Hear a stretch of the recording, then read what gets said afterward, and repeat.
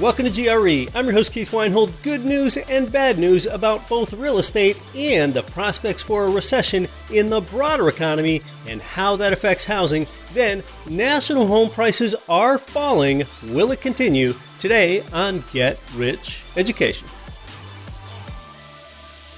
With JWB Real Estate Capital, Jacksonville real estate has outperformed the stock market by 34% over the last 20 years and has proven to be a more stable asset, especially during recessions. Their vertically integrated strategy has led to 79% more home price appreciation compared to the average Jacksonville investor since 2013. JWB is ready to help your money make money, and they make it easy for everyday investors. Get started at jwbrealestate.com/GRE. You're listening to the show that has created more financial freedom than nearly any show in the world. This is Get Rich Education.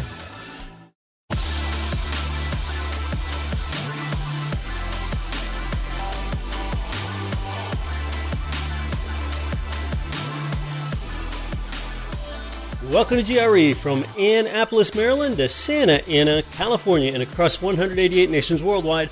I'm Keith Weinhold, Forbes Real Estate Council member and founder of this very platform here, and this is episode 436 of the Get Rich Education audio podcast. If you'd like to watch me on video, check out the Get Rich Education YouTube channel, but our audio show right here is our most popular platform. Is the world trying to tell me that my voice is better than my face then? That's what I'm starting to think. Are American home prices falling? How bad is it? When did it start? And when will it stop? I'm going to answer all of that in just a bit. Last week, I mentioned that a strong GDP report has told so many perma-bears and gloom and doomers that they were wrong about being in a recession by now. And gosh, the latest jobs report came in after that, and it just added insult to injury for all these perma-bears, meaning those that are permanently bearish, permanently making these dire predictions about the economy and housing. And even if you are listening to this show years from now, this is how you know that a recession is not at all imminent. The whopping 517,000 new jobs added just last month, well, that nearly tripled expectations. But still, I wonder if these constant rumors about a coming recession are just going to linger on and drag on longer than the fake meat fad has in America. I don't know. We'll see. These recession rumors keep getting stirred up. Now, when it comes to jobs, you care about that a lot. As a real estate investor, you need your tenant to have a job in order to pay you the rent. The number of American jobs, now it saw its recent low back in 2020. In fact, they fell into a deep and brief trough then, a big dip back then. Of course, that was the pandemic shutdown. People had to stay home. They were ordered to stay home. The government paid workers to stay home, and maybe you were paid to stay home then about 3 years ago. Well, what that meant is that a lot of goods weren't being produced in 2020, and a lot of services weren't being provided either. Well, when more stimulus-fueled dollars began chasing fewer goods, well, that's exactly what began stoking the inflation fire for the next few years, right up to and including now. All right, so that's where the monetary inflation came from. And that's also why I've been regularly paying $8 for a bottle of good quality salad dressing. Hey, are you doing some of those things? Hey, well, come on, what's wrong with you? You've got to, right? In today's polite society, you aren't adding a 25% tip on your $6 bottled water? No, I hope you're not. I'm not doing that yet. Well, that was when jobs cratered, okay, back in 2020.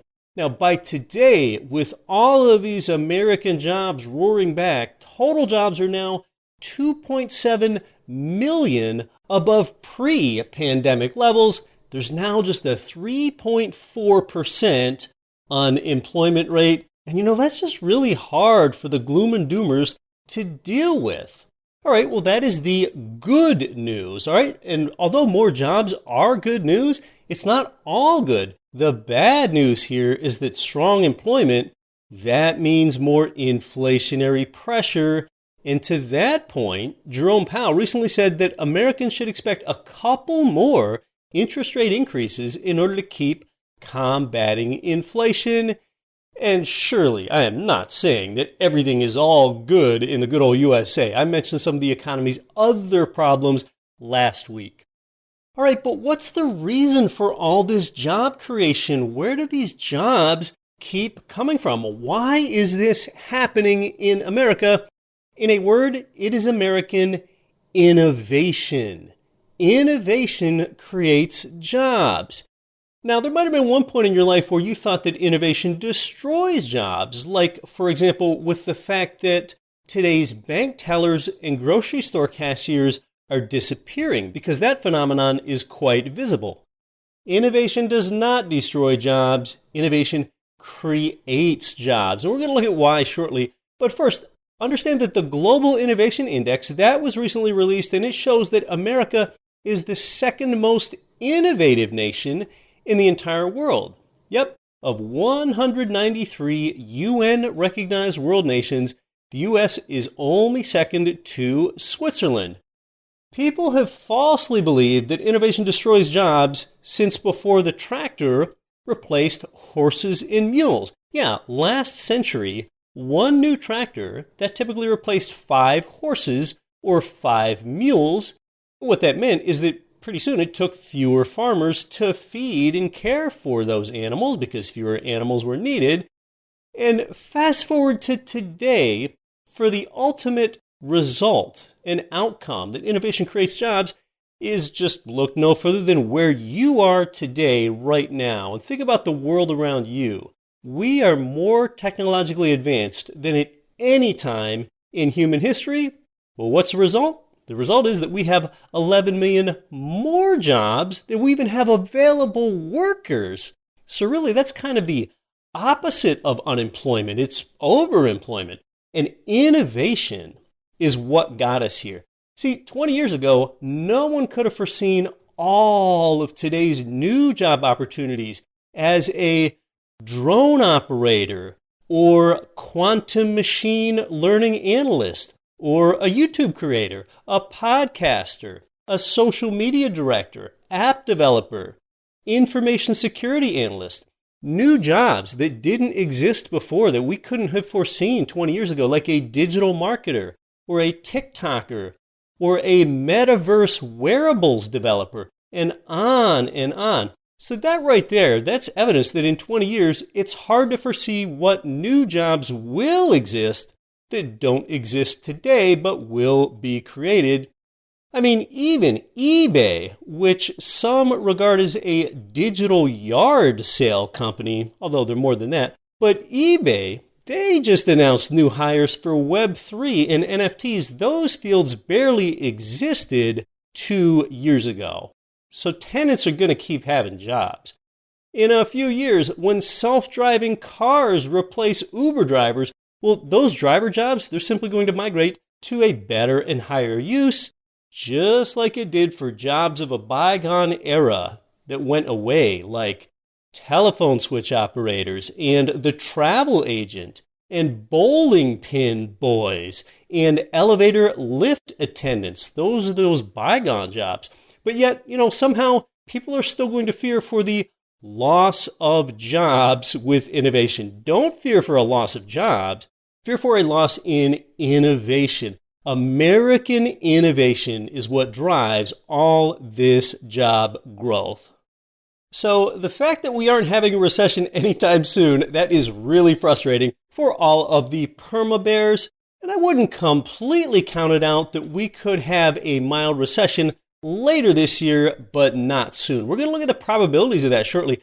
And politics, that's another sad reason that people create gloom and doom type of media. We don't talk about politics too much here, but they certainly matter. They certainly affect your personal finances. They certainly affect your real estate. Some people, They wanted to wish a recession into existence since last year, especially leading up to last year's midterm elections, because they wanted to sow seeds of fear because they didn't like the political party in power. People think that if they could just convince enough people that there's a recession, well, then maybe they can somehow topple the current administration.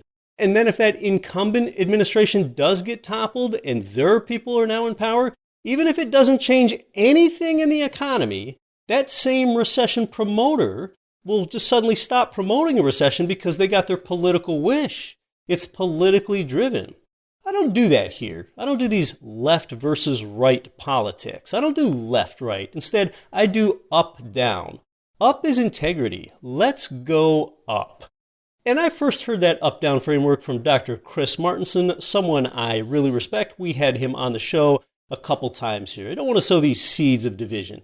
And how do you go up-down instead of left-right? You can actually affect this. You can help and change this yourself. You can follow people that you disagree with on social media for some new perspectives, or try watching some YouTube channels that you don't agree with.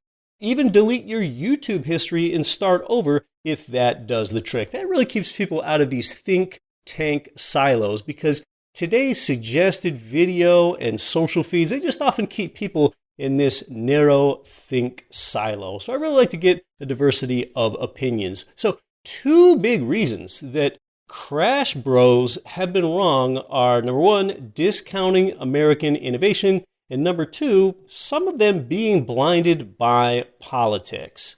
All right, well, so what? I mean, really, who cares? What if gloom and doomers plow ahead with more fear-mongering headlines and they say things like there's a giant crash ahead, or there's going to be a total market collapse just around the corner, or there's a massive depression coming? How does that stuff really hurt anyone? Well, like I briefly mentioned last week, it matters because it keeps us living in fear. Your brain's amygdala is wired to be stimulated by danger, alerting your nervous system. And has all that dreary material from some other sources talking about crashes and depressions and collapses, that even made you want to quit your daydream? You're never going to get that lost time back. And perma-bears rarely admit that their dire predictions were wrong. They'll just go on making more intransigent, apocalyptic forecasts in order to get more clicks. People have been predicting the end of the world exactly since the beginning of the world. So let's bring some balance here. Let's talk about both the bad news and the good news. If you and I believed all the bad news, I mean, all these things they say, a meteor would have plummeted from the sky and struck us both dead by now if we would have believed all those things. So that's what some people with their constantly dire predictions want you to think. And they do that because it's effective. It's that old school media notion of if it bleeds, it leads. And don't believe for 1 second that I think that America's powers that be are all 100% responsible and looking out for your best interest. Janet Yellen recently said, you don't have a recession when you have 500,000 new jobs in a month and the lowest unemployment rate in more than 50 years. Yes, that's what Treasury Secretary Janet Yellen said, who, as longtime listeners know, I have called Grandma Yellen because she looks like my late Grandma Weinhold. Come on, she just looks like a grandma. Nothing wrong with that. She looks like a sweet old grandma. I've definitely disagreed with her in the past. That is, I've disagreed with Yellen, not my grandma. But Yellen is right on this one. And yes, Yellen works for the president, but she's not the only one that is seeing the possibility of a recession becoming less likely. Economists at Goldman Sachs, they lowered their estimate on the possibility of a recession in the next year from 35% down to 25%. And that is thanks to this strong labor market that I've been talking about. So a 25% chance of a recession this year, although some do forecast it to be higher than that. And speaking of the president, I was kind of hoping that one Joseph Robinette Biden Jr., he would have talked about housing more in last week's State of the Union address that he delivered. But in any case, the strong labor market is what's keeping us out of a recession. And my take is that job strength is underscored by a legacy of continued American innovation. But we won't play the Star Spangled Banner again this week like we did last week because some of those jobs are part-time jobs. Coming up straight ahead, some bad real estate news. What about those falling American home prices? Hey, learn more about Get Rich Education and how our mission helps you achieve financial freedom. Not debt freedom, but something more important, financial freedom. That's what's going to enrich your life more. Learn more at our educational website, GetRichEducation.com. Everything there is free. Follow Get Rich Education on your favorite social media platforms, Instagram, TikTok, Facebook, LinkedIn, Twitter, and YouTube. On most every social platform, our name is Get Rich Education. Consistently branded. Pretty easy to remember. We're pretty easy to find on social. Might I first suggest our YouTube channel? That's where you'll get some great, free, in-depth learning, including where we're about to release a video of me shopping in grocery stores in various U.S. states. Yes, I am pushing a shopping cart through the aisles for evidence of inflation there and what this means to you. Look out for that on our Get Rich Education YouTube channel coming up soon. More straight ahead. I'm Keith Weinhold. This is Get Rich Education. GRE listeners can't stop talking about their service from Ridge Lending Group and MLS 42056. They've provided our tribe with more loans than anyone. They're truly a top lender for beginners and veterans. It's where I go to get my own loans for single-family rental property up to 4plexes. So start your pre-qualification and you can chat with President Chaley Ridge personally. They'll even deliver your custom plan for growing your real estate portfolio. Start at ridgelendinggroup.com. Mid-South homebuyers with over 2 decades as the nation's highest-rated turnkey provider, their empathetic property managers use your return on investment as their North Star. It's no wonder smart investors line up to get their completely renovated income properties like it's the newest iPhone. Headquartered in Memphis with their globally attractive cash flows, Mid-South has an A-plus rating with the Better Business Bureau and 4,000 houses renovated. There is zero markup on maintenance, let that sink in, and they average a 98.9% occupancy rate with an industry-leading 3.5-year average renter term. Every home they offer you will have brand new components, a bumper-to-bumper 1-year warranty, new 30-year roofs, and wait for it, a high-quality renter in an astounding price range, $100,000 to $150,000. Get to know Mid-South. Enjoy cash flow from day one at midsouthhomebuyers.com. That's midsouthhomebuyers.com. This is Rich Dad, Poor Dad, author of Robert Kiyosaki. Listen to Get Rich Education with Keith Weinhold. And the reason I respect Keith, he's a very strong, smart, bright young man.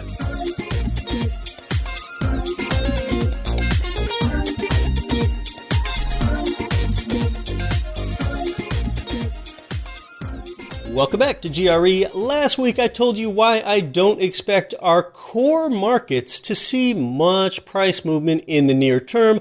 And by our core markets, what I'm talking about are residential properties that are lower middle class up to just about the median in the U.S. Midwest and South. They're the areas that I call the stable markets as opposed to those volatile coastal markets. As a real estate investor, you may very well care about the state of things like rent growth and occupancy rates. So therefore, real estate prices, that might not be the number one thing to you, but they still matter to you. Well, both U.S. home prices and inflation peaked in June of last year. They both peaked then, both home prices and inflation in June of last year. The fact that last June was the peak of U.S. home prices, that is per the widely cited Case-Shiller National Home Price Index. And since then, national home prices have corrected back 2.5%. Yes, they're down 2.5% from their price zenith 8 months ago. Yes, a rare period where home prices have not appreciated.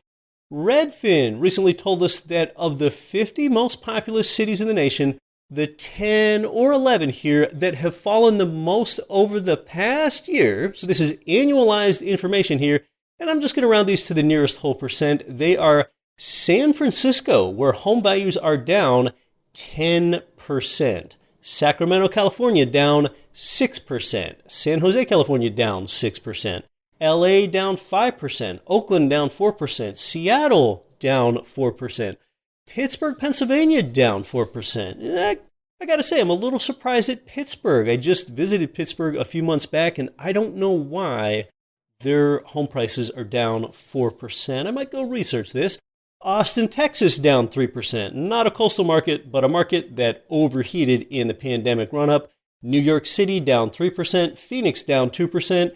And yeah, let's get an 11th city in there with Boston, Massachusetts, down 2%. All right, so it's chiefly volatile coastal markets that have experienced the price correction to this point. Most of those are pretty mild. The only place down more than 6% is San Francisco at 10% among these big U.S. cities. But how far do they fall? How far do they plummet in those high-priced, volatile, mostly coastal markets? And hey, you can go back to this show from its beginnings, its inception in 2014, and then in 2015. And this is why I told you that we avoid the high-priced, volatile markets around here, most of them coastal. They don't cash flow, their values aren't very stable, and their landlord-tenant laws don't favor real estate investors at all. This is just what I've been talking about for over 8 years now, all on the record, right here on this show. All right, well, that's backward looking. Now, how about some forward guidance? Now, I told you last week about my price forecast going ahead. Here's what some other influential figures have to say about the future direction of the national median home price for this year. All right, here we go. CoreLogic expects a 2.8% increase in home prices. Deputy Chief Economist at Redfin, Taylor Marr, he's forecasting a 4% drop in the median home price compared to 2022. Chief Economist at Zillow, Skylar Olson, expects a more modest 0.5% decline this year. NAR Chief Economist Lawrence Yun, he thinks that prices will stay even with no appreciable gain or loss. And then finally, Danielle Hale, Chief Economist at Realtor.com, she expects a 5% increase in home prices for this year. So right there, with that panel of 5 economists, there is a national home price appreciation expected range for this year of -4% to +5%. Now, I talked about the worst appreciating major markets and the national numbers. How about the big city real estate markets that have continued to appreciate and expect to continue appreciating this year? Well, the top 10, they're just about all in the eastern half of the United States, expected to appreciate anywhere from 2% up to 8%. And in no particular order, those 10 are Charlotte, Cleveland, Tampa, Dallas, Nashville, Jacksonville, Kansas City, Miami, Atlanta, and Philadelphia.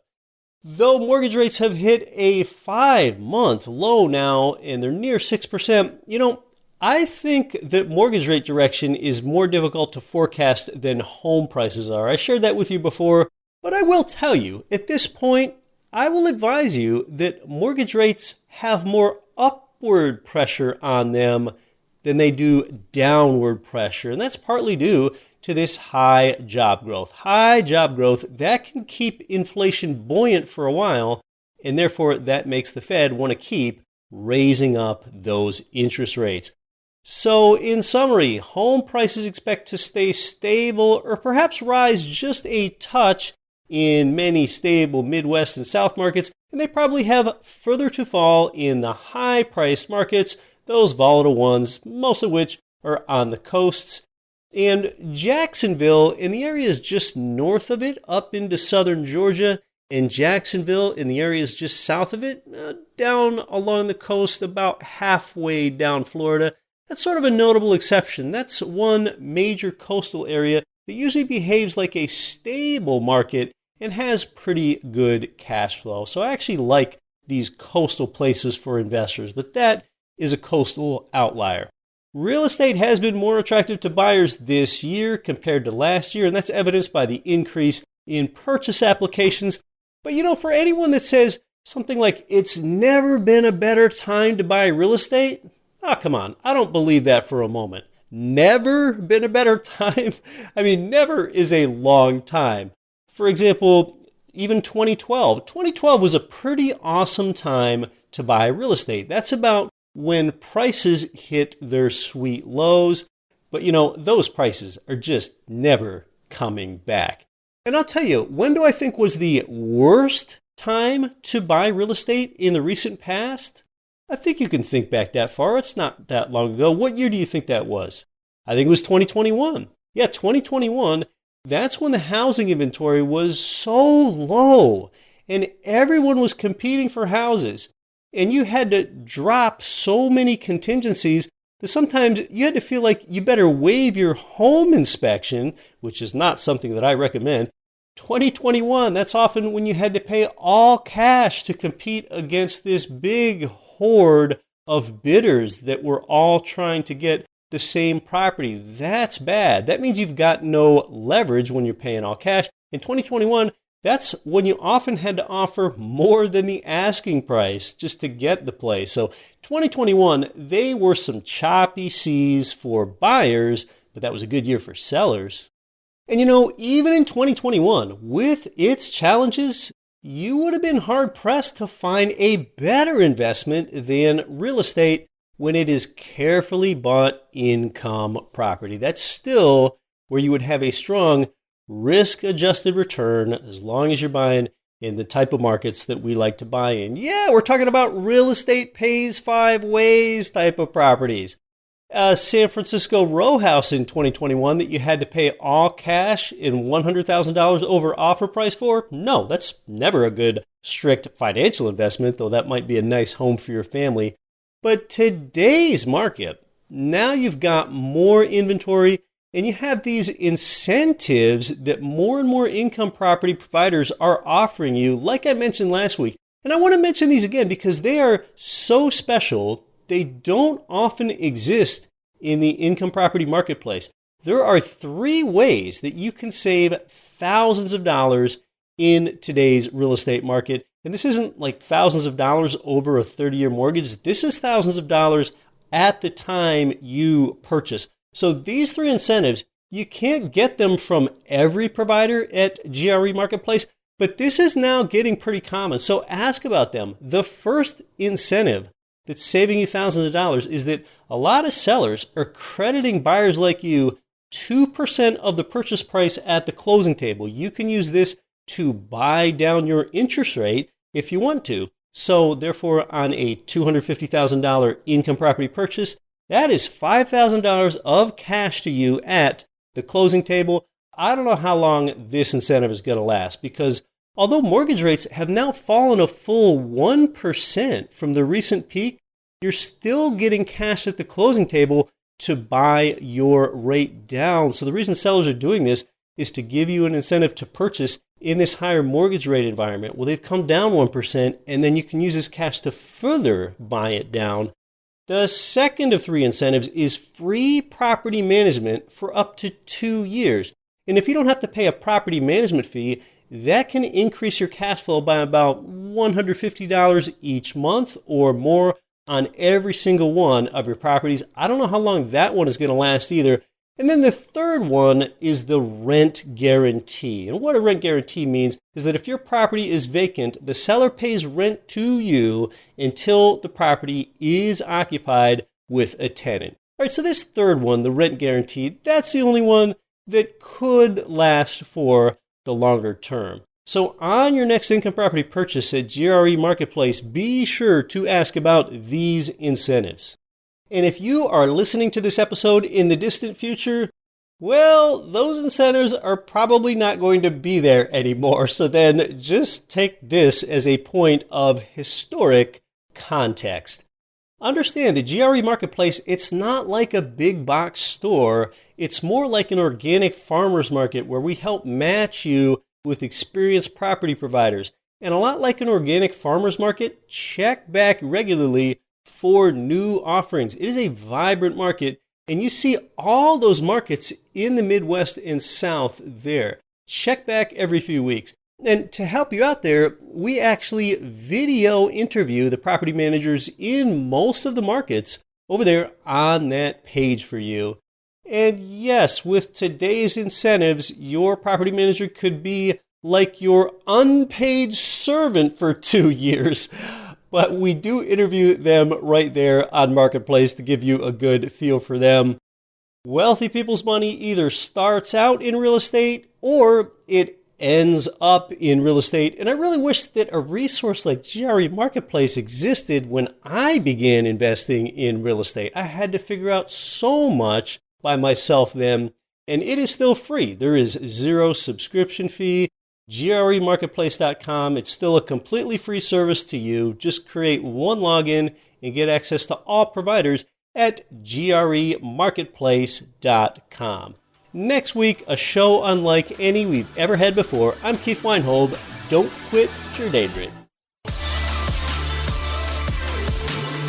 Nothing on this show should be considered specific, personal, or professional advice. Please consult an appropriate tax, legal, real estate, financial, or business professional for individualized advice. Opinions of guests are their own. Information is not guaranteed. All investment strategies have the potential for profit or loss. The host is operating on behalf of Get Rich Education, LLC exclusively.